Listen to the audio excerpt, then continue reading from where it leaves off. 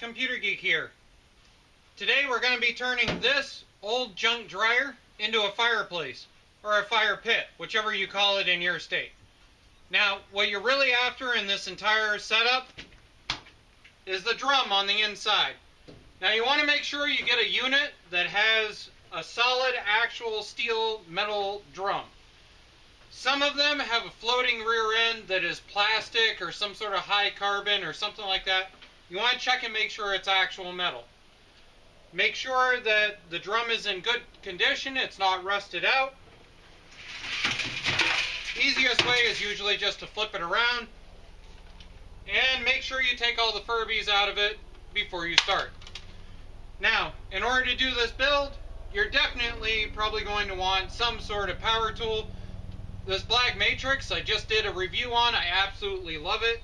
You're going to need some sort of safety glasses. Normally, I don't bother saying anything about safety glasses, except for the steel that is in a dryer is oftentimes ceramically coated.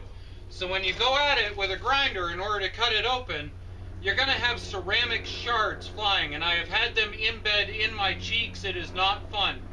I don't normally say anything about safety glasses. This one I'm going to. You're also going to need a flathead. Almost all the electrical connections that are inside of this are all done with flathead screws, so you're going to need to be able to remove those.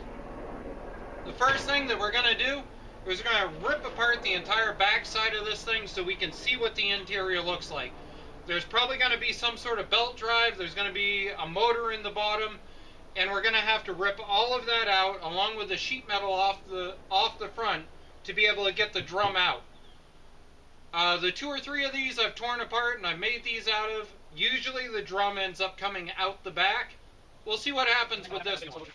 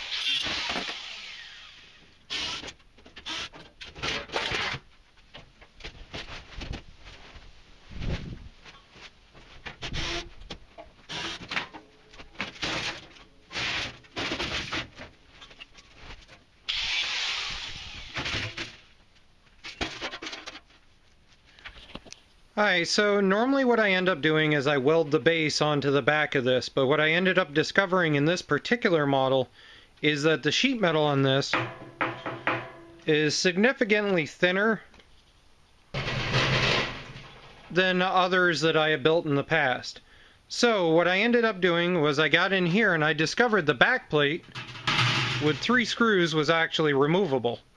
So if you look down here, you'll see that those are the 3 screw holes, and I just drove self-tapping screws through with giant washers on them.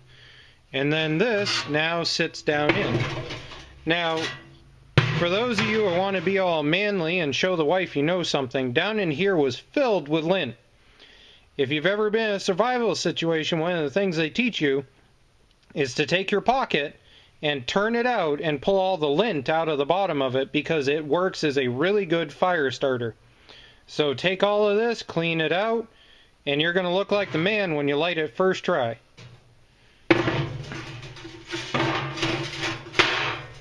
There we are. Got a base in it. And so now we've got that one on the opposite side. I've tack welded the seam all the way down through. It's actually a folded over seam, so tack welding it was just a overkill for the situation. So now what I'm going to do is I'm going to mark off on the front here a square probably about like this. And we're going to cut out our access panel. Now remember, I don't say this often, wear safety goggles. That's most likely ceramic coating. It'll embed itself right straight into your cheeks, your flesh, your arms, your hands, whatever it can happen to hit. Be careful.